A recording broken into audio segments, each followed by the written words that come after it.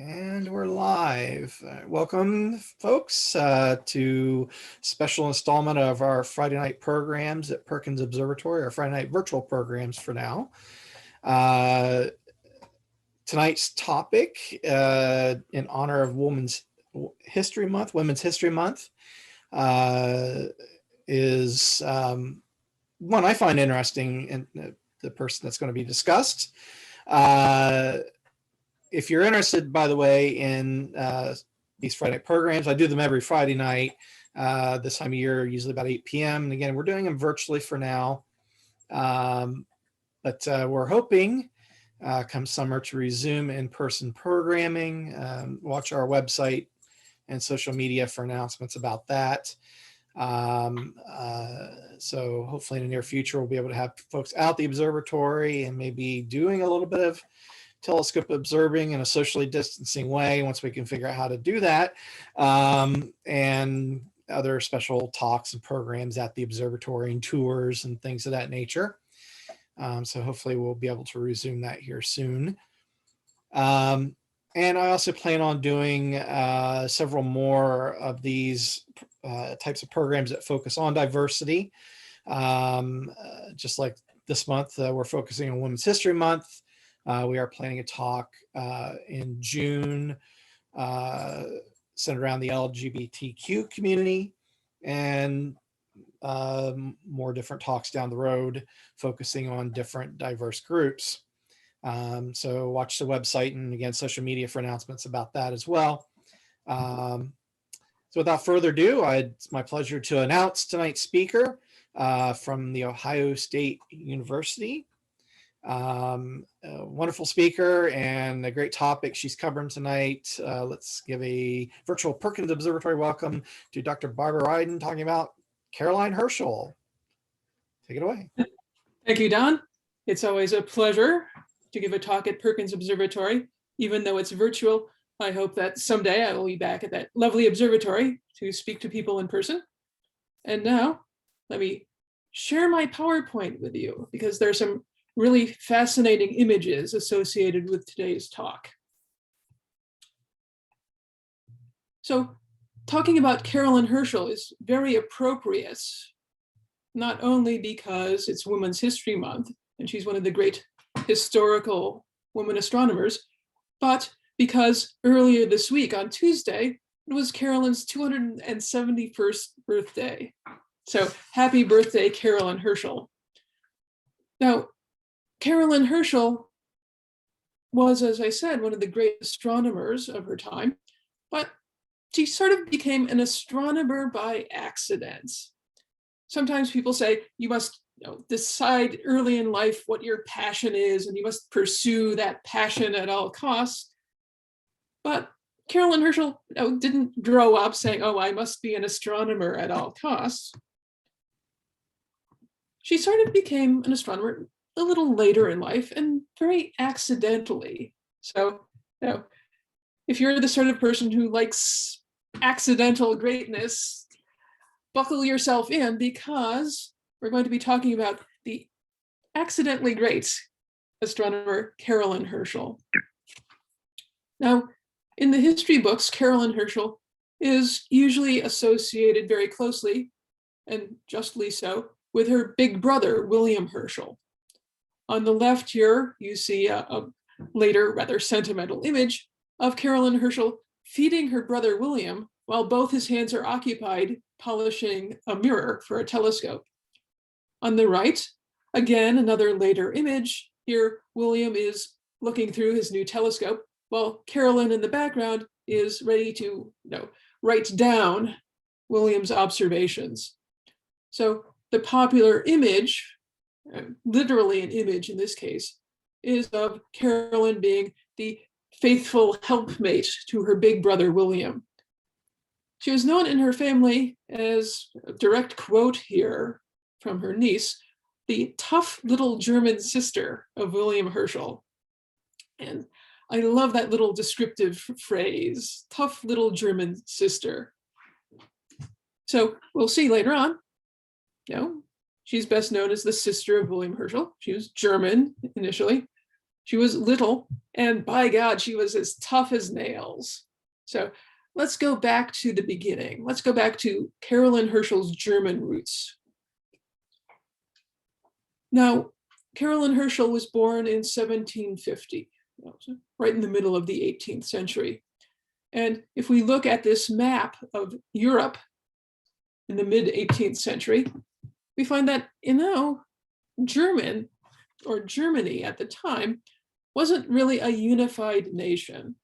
If we look in the region where the country of Germany is today, oh my God, it looks like an explosion in a paint shop. All those tiny little colored blotches, each of them is an individual kingdom or principality or duchy.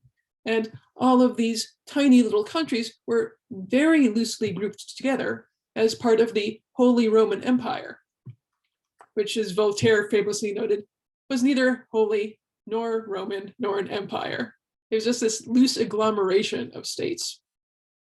So Carolyn Herschel, born in 1750, in one of these smaller kingdoms of Germany, the Kingdom of Hanover. Hanover, although small geographically, was disproportionately important in the 18th century because, due to the accidents of intermarriage, the King of Hanover, that tiny little pocket kingdom, was also the king of Great Britain. We know him as King George II of Great Britain, but he was also King of Hanover. So again, purely accidentally, through intermarriage between royal families, there are very strong ties between Hanover and England and Scotland at the time. So when Carolyn Herschel was born in 1750, she was the 8th child of her parents, Isaac and Anna Herschel. Eventually, they had 10 children altogether. A family of 10 children, not that unusual in Europe at the time. It was also, sadly, not unusual that only 6 of the 10 children survived to be adults. Isaac Herschel, Carolyn's father, was a musician. He played the oboe in a military band in the army of the Kingdom of Hanover. This didn't pay a lot of money, so money was always short in the Herschel household. And in particular, before the invention of photography, having your portrait painted was extremely expensive. So we don't know very well what Carolyn Herschel looked like as a young woman. Our best portrait of her, taken when she was about 20 years old, is shown here on the left. It's actually just a little piece of stiff paper or cardboard about the size of an index card. And what's painted on here is her silhouettes.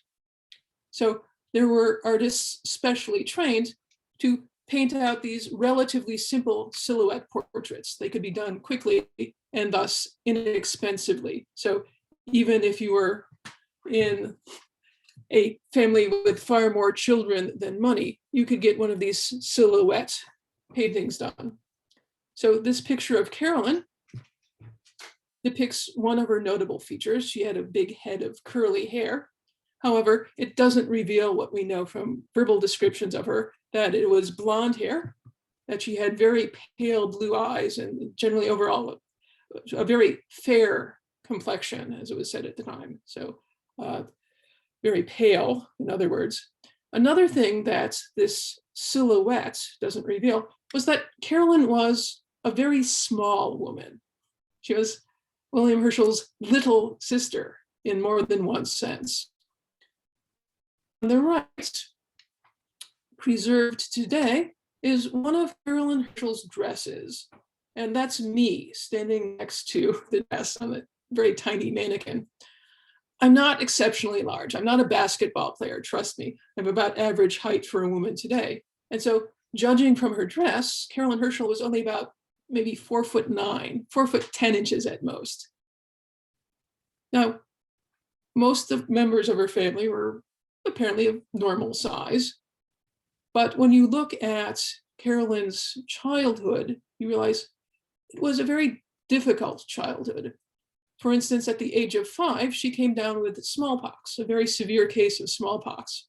In fact, one of her brothers died at the same time from the same disease.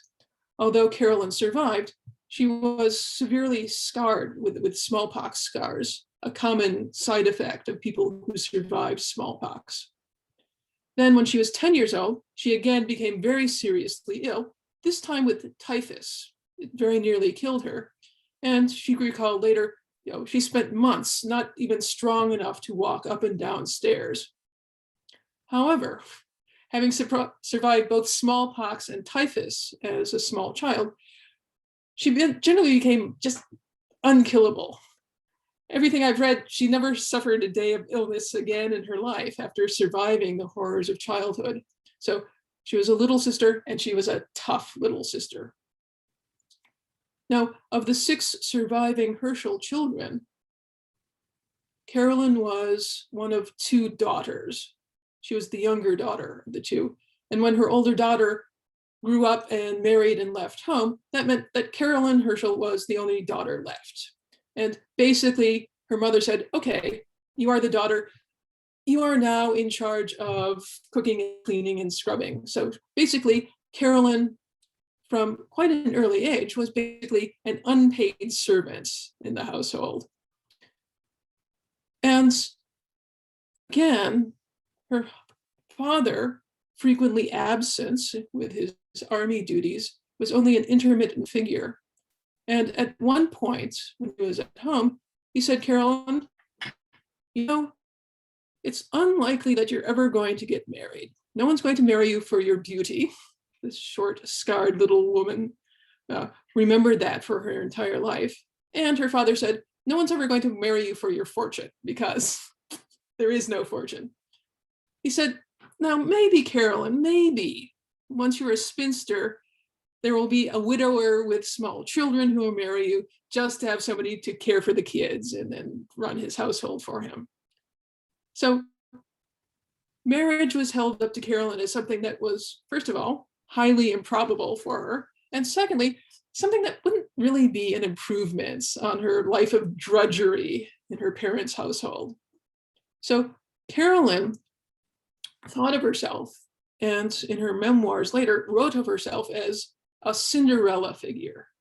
There she is, scrubbing, cooking, and cleaning, while other young women of her age are off at the ball dancing. So there she is, Cinderella, and not a Prince Charming in sight. Instead of Prince Charming, however, now enters the great other figure in my talk, her big brother, William. William was more than a decade older than Carolyn. And in the year 1772, he was living in England, and more specifically in the city of Bath in Western England. He had a job there as a musician. Music ran in the family of the Herschels. And at one point in the year 1772, he visited his family back in Hanover, and Carolyn apparently, tugged on his sleeve and said, William, get me out of here. At this point in her life, early 20s, she doesn't have a passion for astronomy yet, but she has a passion for getting the heck out of Hanover. So William, who has a soft spot for his kid sister, agrees. So he makes a deal with William and Carolyn's mother. He says, I'm going to take her to Bath, England. She will train as a singer, a soprano. She had, by all accounts, a very lovely soprano singing voice. And to close the deal, William promised that, out of his own income as a musician, he would pay his mother to hire a servant in place of Carolyn. So Carolyn, hurrah, packs up her scanty belongings and heads off with William towards Bath, England. Now, at the time, getting from Hanover in northern Germany to Bath in western England took about two weeks. So you kind of bump your way along in a horse-drawn wagon to the Channel ports. You cross the English Channel, and again, according to Carolyn's later memoirs, it was a very stormy passage. And then you're kind of dumped on shore near Dover, and then into the bumpy wagons again to go all the way to Bath. So a long, arduous journey. And William, who by this time had been badly bitten by the astronomy bug, used his time to talk to Carolyn about the stars. He taught her the constellations, started discussing the various scientific issues of astronomy in the day. So this was not her very first introduction to astronomy. William and Carolyn's father, Isaac, the musician, was also interested in astronomy, but this is where astronomy becomes a really important part of Carolyn's life. Now, Bath, England, and particularly Bath in the 1770s, was a rather unusual spot for somebody from this backwater kingdom of Hanover to find herself. Bath was a very fashionable resort. Its name, Bath, comes from the fact that there are hot water springs springing up from the ground that people have been using to bathe in since Roman times, and even before then in prehistoric times. By the 1770s, it became a place to come for your health. In this cartoon, the very unhappy gentleman on the left with the swollen leg is suffering from gout. So he's coming to drink the mineral-laden warm waters in the hope of alleviating his gout. But Bath was also someplace you came to socialize, like these people playing cards in the background, and also a place to come to find a spouse. So this fashionably dressed young woman with the plumes in her hair is checking out an army officer in his full dress uniform, and they're kind of eyeing each other up. Is this a potential husband or a potential wife for me? So Bath was a place where you socialized. No surprise then that Jane Austen set part of two of her novels, Northanger Abbey and Persuasion, in the city of Bath. It was all about interactions between people. Another of the draws of the city of Bath was the fact that you could there listen to really good music. Before the invention of the phonograph and other recording devices, if you wanted to listen to music, you had to listen to it live. And so if you lived in a rural area, maybe you heard the organist at the local church, and maybe there was somebody in the next village over who played the fiddle kind of pretty well. But if you wanted really good professional music, and in particular, if you wanted to listen to orchestral music or to an opera, something that involved large numbers of highly trained musicians, you had to go to a city. So London, Edinburgh, and in particular Bath, although it was not a big city, was famous for its social life. So no surprise, William Herschel, making his living as a professional musician, would end up in Bath. Now, when Carolyn first arrived in this fancy hoity-toity resort city, she was very much out of place. She didn't speak any English at the time, and she was kept very busy. Over breakfast, her brother William gave her English lessons. During the day, she had singing lessons, and she was in charge of running the household for her and her brother and various other members of the Herschel family who came to visit. So she was still cooking and shopping and cleaning. She didn't have to do all of the scut work, though, since William made enough money as a composer, a musician, and a music teacher that they could hire a maid. Unfortunately, Carolyn Herschel then had to deal with a long series of highly unsatisfactory maids, but the servant problem was a big problem in the 18th century. Carolyn's musical career went very well. She started out singing in small private parties, and perhaps the high point of her musical career came in the year 1778. So she was then 28 years old, and here's an announcement. Oh, what was happening? Well, at the new rooms, these are the assembly rooms where people came to play cards and dance and listen to music. At the new assembly rooms, On Wednesday, the 15th of April, 1778, will be Mr. Herschel's benefit concert. It's a benefit concert because Mr. Herschel, William in other words, gets the benefit of all the money that's taken in, minus some expenses. This probably means that the new assembly rooms had fallen behind in William Herschel's salary. And so they made it up to him by saying, okay, you get the money from the next concert.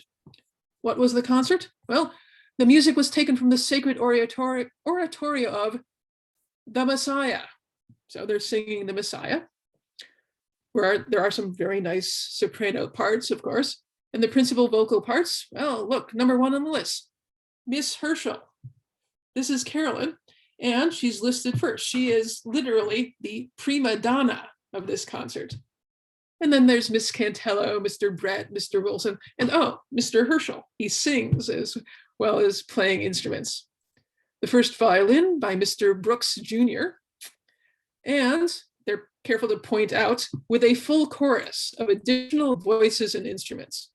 Again, large numbers of professional musicians, thing you could only get in a city like Bath. To begin a quarter before 7 o'clock, and tickets at 5 shillings each to be had of Mr. Herschel, number 19, New King Street, Bath. 5 shillings, or a quarter of a pound in the currency of the time, was quite a substantial amount to spend on a single concert. So this was a very upper class concert. But you could buy the tickets from Mr. Herschel himself at number 19 New King Street, Bath. Number 19 New King Street, Bath is still there, very well preserved. And in fact, it's now a museum. If you're ever in Bath, you must go see the Herschel Museum at 19 King Street, Bath. I've been there, and it's very fascinating. Number one, it is fully furnished and decorated in the style of the 1780s when William and Carolyn were living there. So it's a fascinating insight on the middle class lifestyle of the time. And you see there's a nice mahogany table, some pretty china, a grandfather clock, and also, peeping through the door into the next room, there's a telescope. So this is the really interesting thing about 19 New King Street, Bath. It's where William Herschel made his greatest discovery. There's a plaque there. Here lives scientist and musician, Sir William Herschel. And what did he do here? He found the planet Uranus, March 13th, 1781. Parenthetical aside, he also discovered infrared radiation, but you'll see that was much later, after he had moved away from Bath. And also, here we go, his sister Carolyn Herschel, early woman scientist, 1750 to 1848. She almost made it to the age of 98. So as I tell you, she was one tough little sister. After she survived all the childhood diseases that were thrown at her, she actually lived to be a nonagenarian. And why is she notable? Hunter of comets.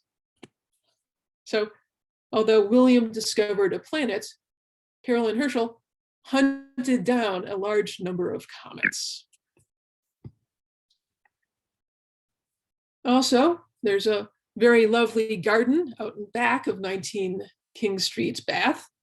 And it's in this garden that William Herschel in 1781 set up his telescope, looked at the sky, and said, that star that I'm looking at there, it looks awfully fuzzy.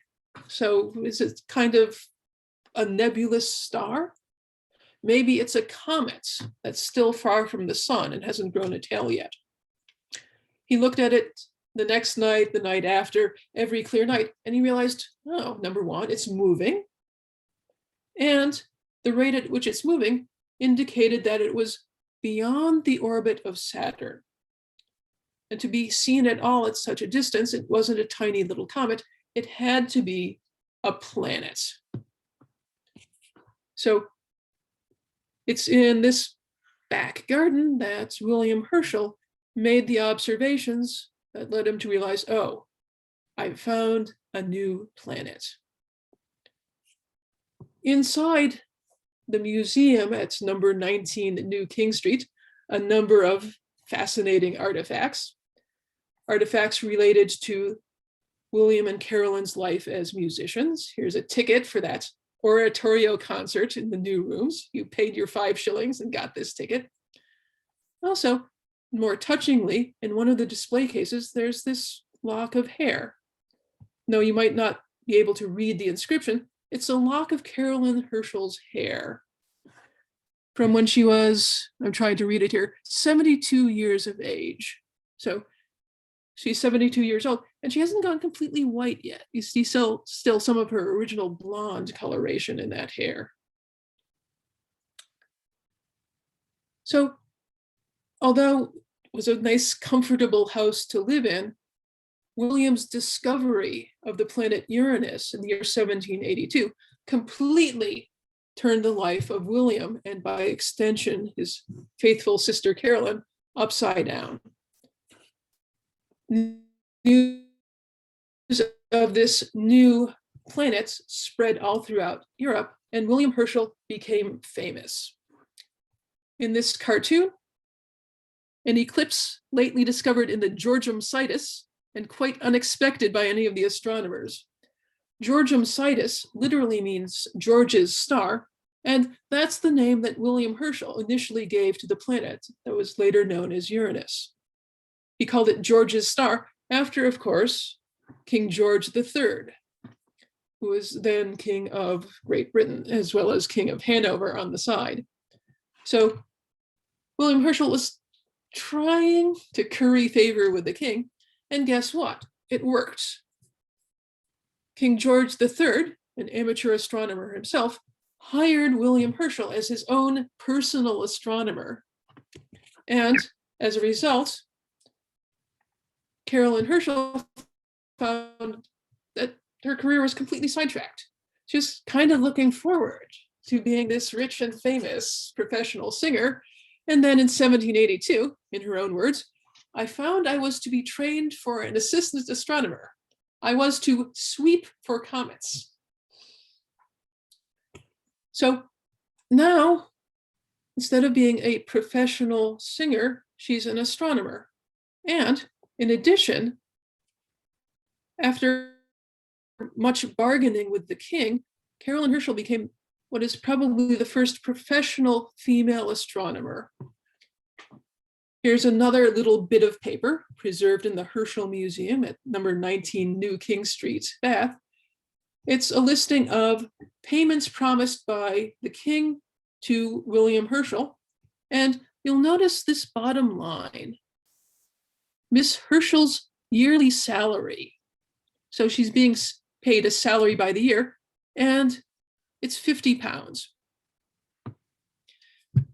£50 doesn't sound like much, and indeed, in the 21st century, it's chicken feed.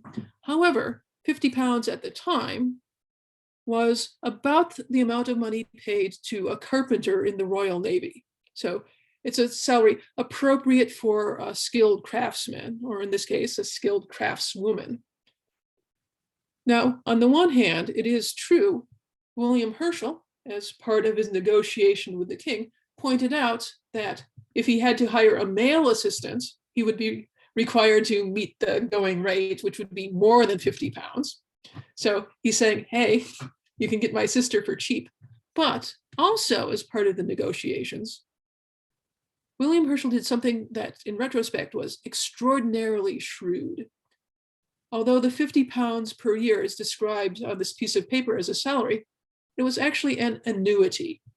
Carolyn Herschel was guaranteed £50 per year for her entire life. And since she lived to be nearly 98, as I said, it was her salary and her retirement income all in one. So although the sum was not extravagant, even by the standards of 1782, Carolyn Herschel was very proud of it. She said, this was the only money I had in my entire life. And for the first time, she had money that was all her own. When she ran William Herschel's household, William just basically handed the money over to her and said, yeah, you take care of things, Carolyn. But it was psychologically very important for Carolyn Herschel that she had money of her own, paid directly to her. So,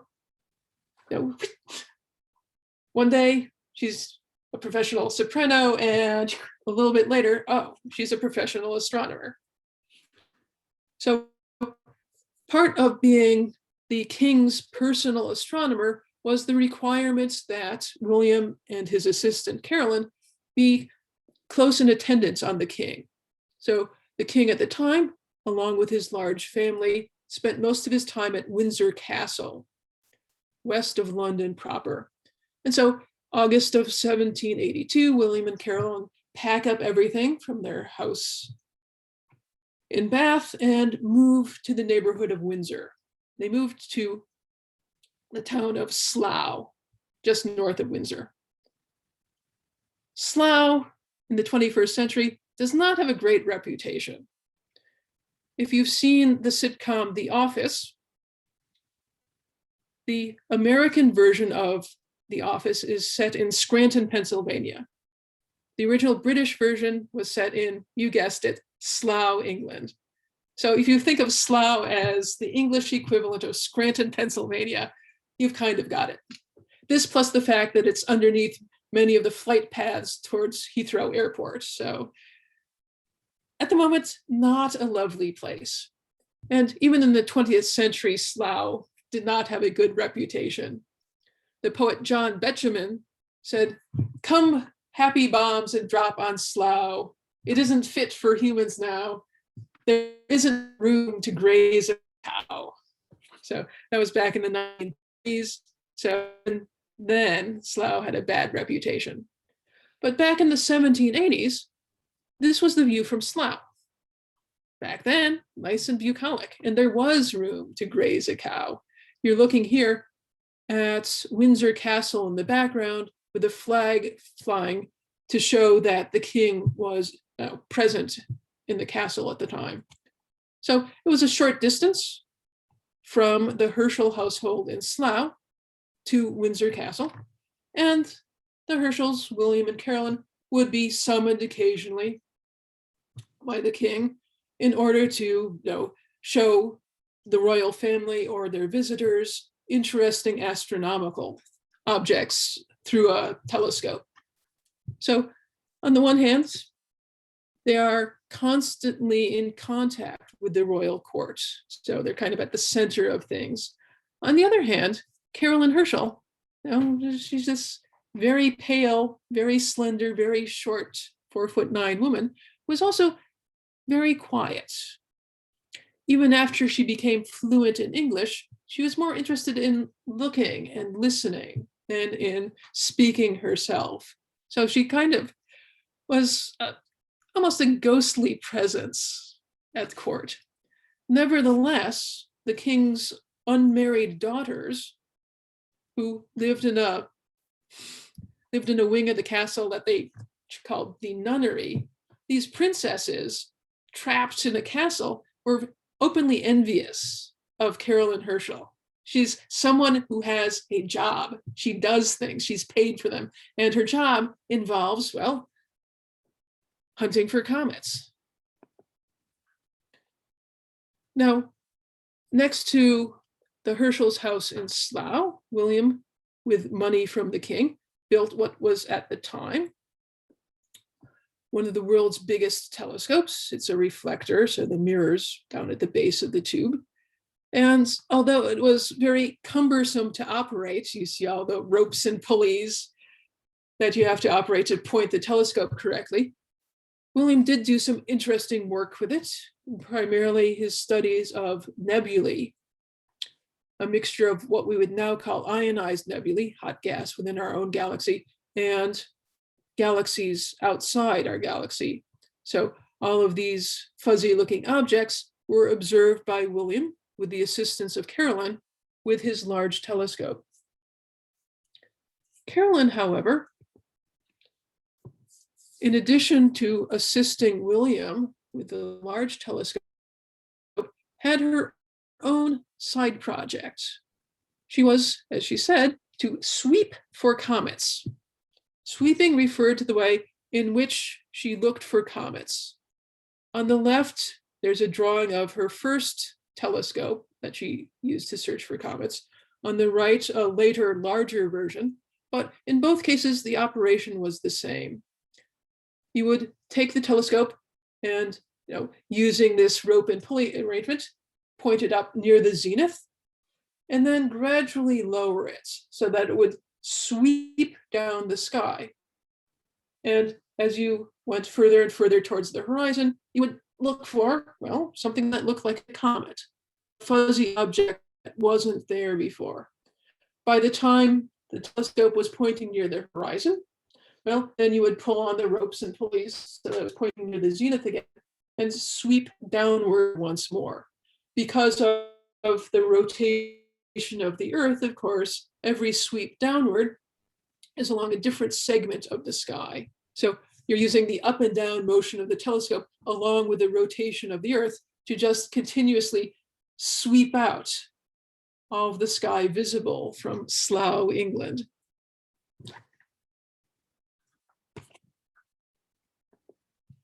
Carolyn discovered her first comet in August of 1786. What you're seeing here on the left, I'm afraid it's not very high resolution, is a bit of Carolyn's notebook from the time, her diary of observations. And printed out in clearer lettering, I saw the object in the center of figure 1, there's figure 1, like a star out of focus, while the others were perfectly clear. In other words, it's something that's fuzzy or nebulous. So she marks down where it is relative to the background stars so that she can come back the next night. August 2, actually the wee small hours of August 3 at 1 o'clock, she writes down very excitedly in her notebook, the object of last night is a comet. It has moved relative to the background stars, and the motion from one night to the next is an angular distance appropriate for a comet out in the asteroid belt. Now, discovering one comet was already enough to make Carolyn Herschel a celebrity. It became known as the Ladies' Comet. It was famous largely because, oh, look, it's a woman. She's doing astronomy. Whoa, way cool, especially if you were a woman yourself. And in particular, discovering a comet was interesting because at the end of the 18th century, there was kind of this Comet Mania. If you look at political cartoons at the time, here's John Bull making observations of the comet. The comet is Napoleon Bonaparte. So here the point is, okay, a comet looks nice. It has this flashy long tail, but it goes away again. By comparison, King George III is the steadily shining sun, always up there in the heavens shining away. So as you can guess from the viewpoint, this is an English cartoon. So comets were very popular. If you made a cartoon, comparing Napoleon Bonaparte with a comet, people would say, oh yeah, that's a comet. I know what a comet is.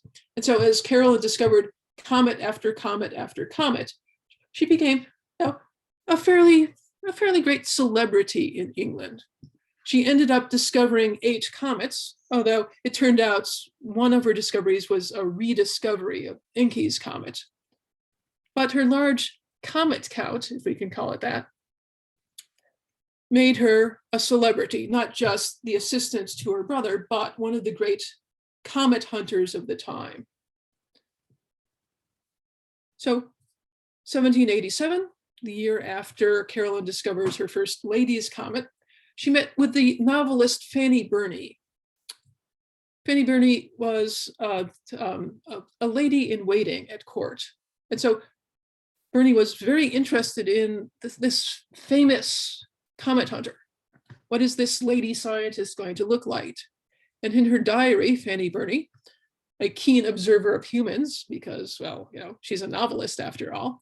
She describes Carolyn, she is very little, very gentle, very modest, very ingenuous.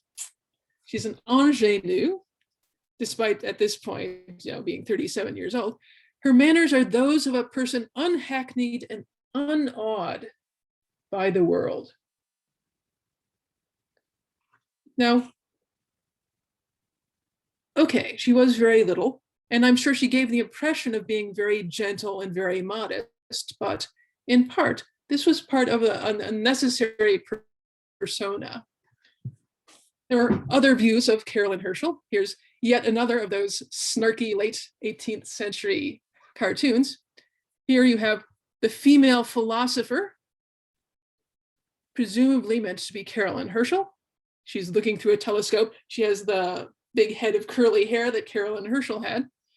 And she's saying, what a strong sulfurous scent proceeds from this meteor.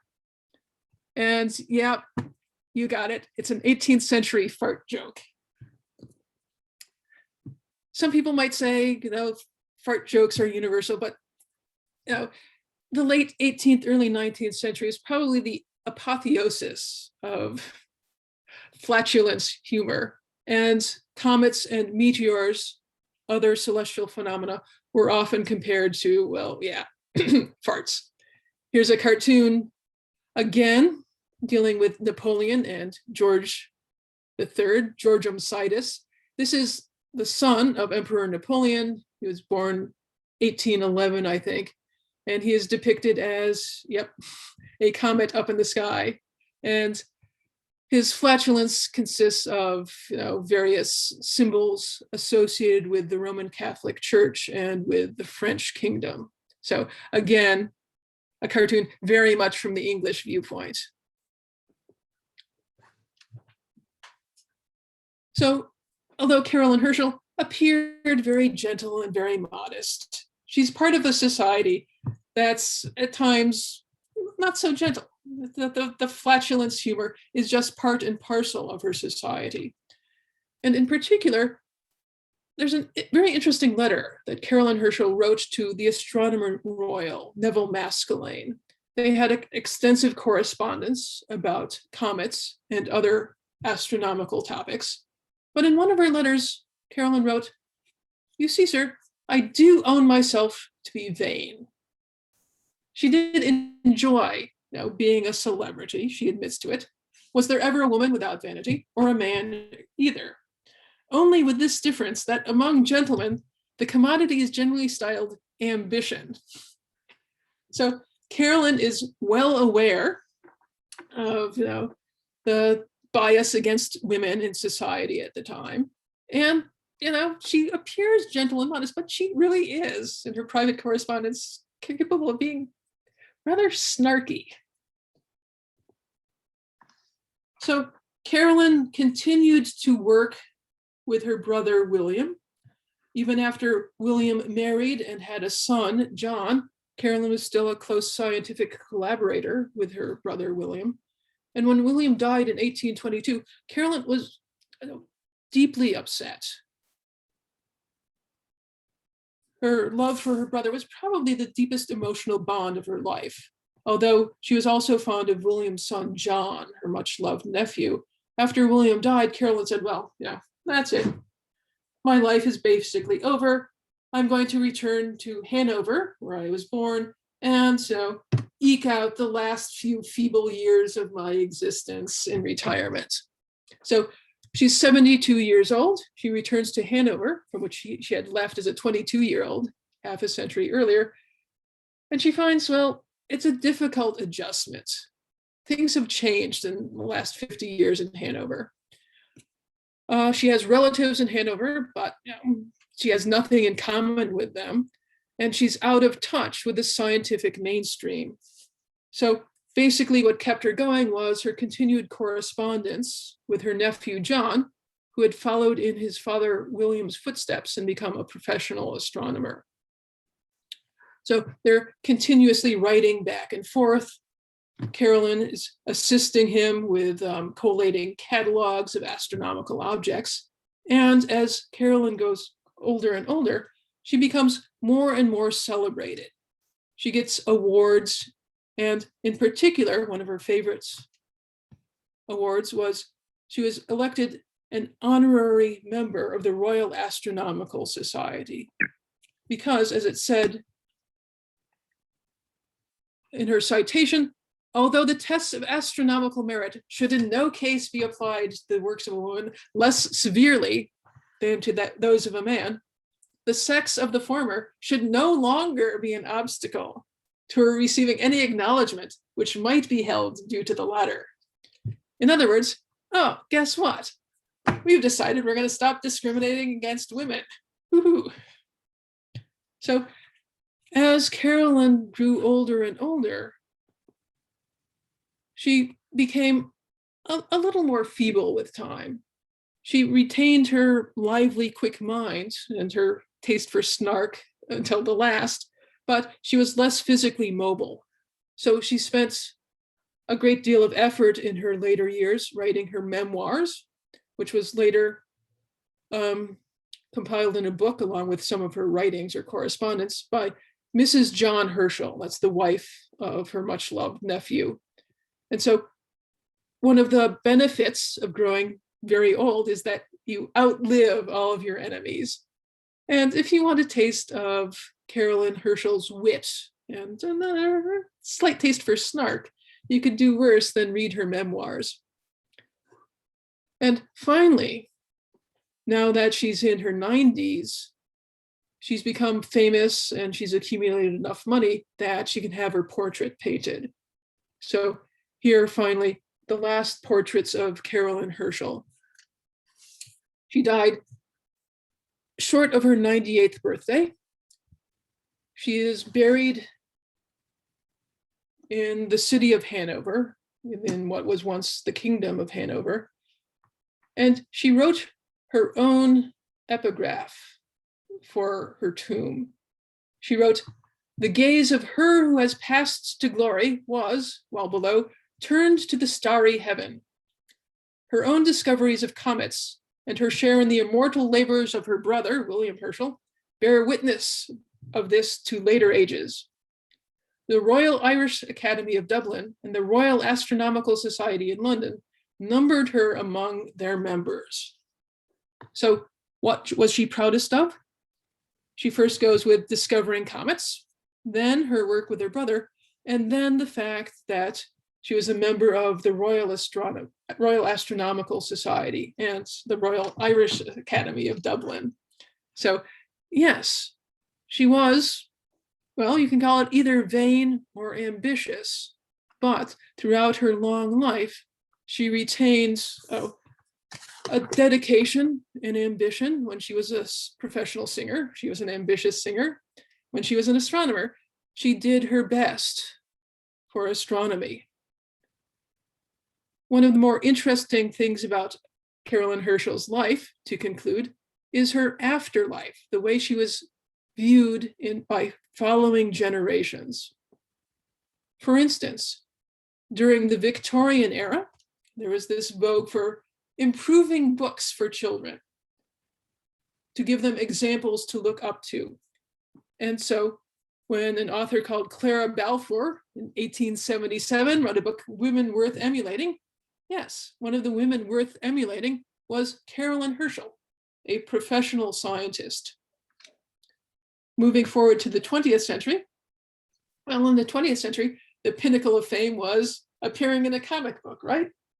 And so Wonder Woman comics had a special 1-page or 2-page feature in each issue dealing with famous women, wonderful women, in other words.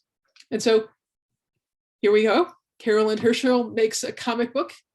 She was honored by all the great men of Europe. Her fame will live in the stars. She was one of the great women of our time. And in the 21st century, well, what's the peak of fame in the 21st century? Obviously, it's being memorialized in a Google Doodle. So a few years back on Carolyn on Carolyn Herschel's birthday, March 16th, she appeared in a Google Doodle searching for comets.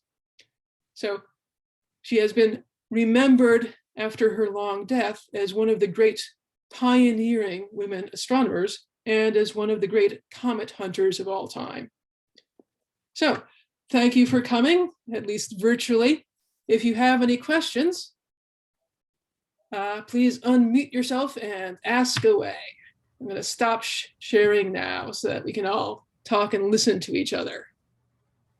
All right. Yeah, everyone you can unmute yourselves if you have any questions or anything, or type them in the chat. It's fine if you're shy.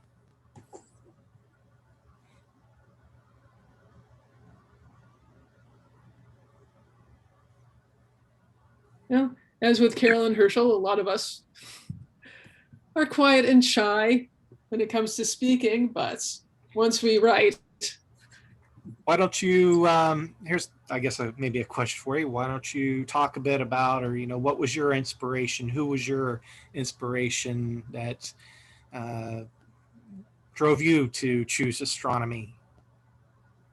Well, that's interesting, because I wasn't really inspired by, oh, I want to be like this scientist or that scientist. I was inspired by the science itself. Now, this means, of course, that I did have heroes, the people who wrote my favorite science books. So, I just devoured the nonfiction books of Isaac Asimov, for instance. And also, George Gamaov's book, 1, 2, 3, Infinity, was one of my very favorite books as a teenager, because George Gamov was one, a really, really smart physicist, and also kind of a funny guy. He liked joking around. And that's when I realized that, in order to be a scientist, you don't have to be this sober, gray-bearded man, always perfectly serious all the time. You could have fun with science. You could play with it. You could do it in occasionally a slightly jokey manner. And that's when I realized, oh yeah, this is something I'd like to do. One more thing, if a young woman, a young girl, say high school age, was to sit down with you, what kind of advice would you give her if she wanted to pursue a career in astronomy? Oh, so much good advice I could give them, and a lot of bad advice too. But I think I would suggest, don't narrow yourself too much. Sometimes when you're interested in science, as someone very young in elementary or secondary school, or even as an undergraduate, people say, oh, you must have lots and lots of math. You must study lots and lots of science. But if you're going to be a scientist, you have to communicate with others, with other scientists, with members of the public.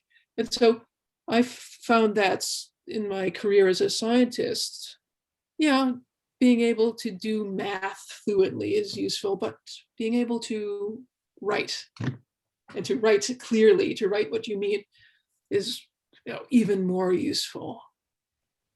So here I am saying you should study English or whatever your language is, but I'm in the fortunate position that I'm a native English speaker, and pretty much the international language of astronomy and most other sciences is English. So speak clearly, write clearly, and that will be a tremendously useful talent for you. Good advice, yeah. Anybody else? Yes, I'm Joe Stark. Hi, Joe. I thought that your presentation was just fascinating and colorful. I thank you for putting all of those insights together for us. I've read some tidbits about Carolyn Herschel, but never with the kind of insight and just the colorful pieces that you have inserted. Thank you for that. I'm wondering if you were ever, there was a time in your life when you were discouraged from pursuing an interest in science because you're a woman. No, but then you have to remember that there's a selection effect. if I had ever been strongly discouraged, I might have just said, yeah, screw this, and run off to become, I don't know, a sculptor or something, to name another of my dream jobs as a little girl. So it's, you shouldn't go by one person's experience. Now, personally, I was never discouraged, but it might also have been, I just wasn't paying attention. Mm-hmm.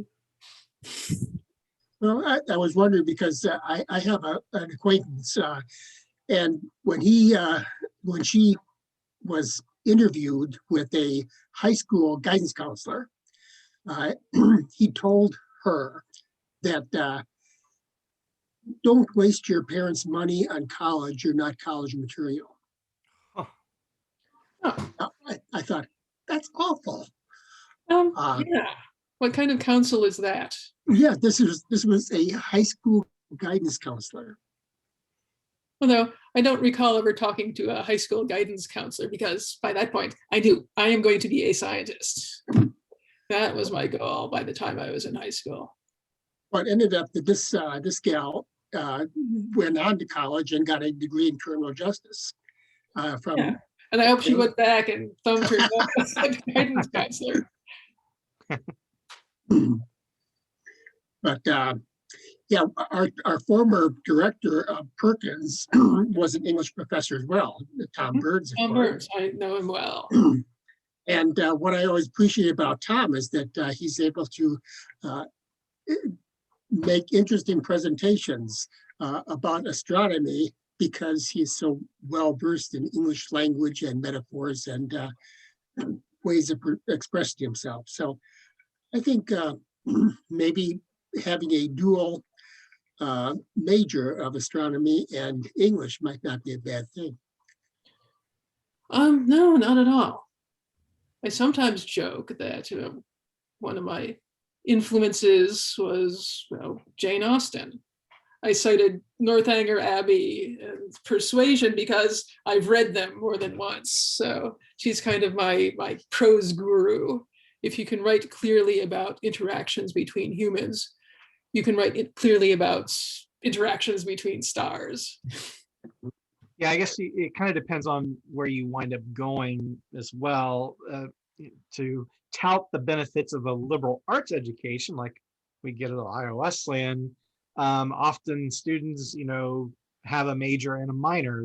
I myself, I majored in astrophysics, but I minored in East Asia studies. So, and I've been able to bring a lot of that into my presentations about astronomy, things like that, from Japanese and Chinese and Indian cosmologies and astrology, their astrologies and history and things of that nature, and adds an interesting level to it.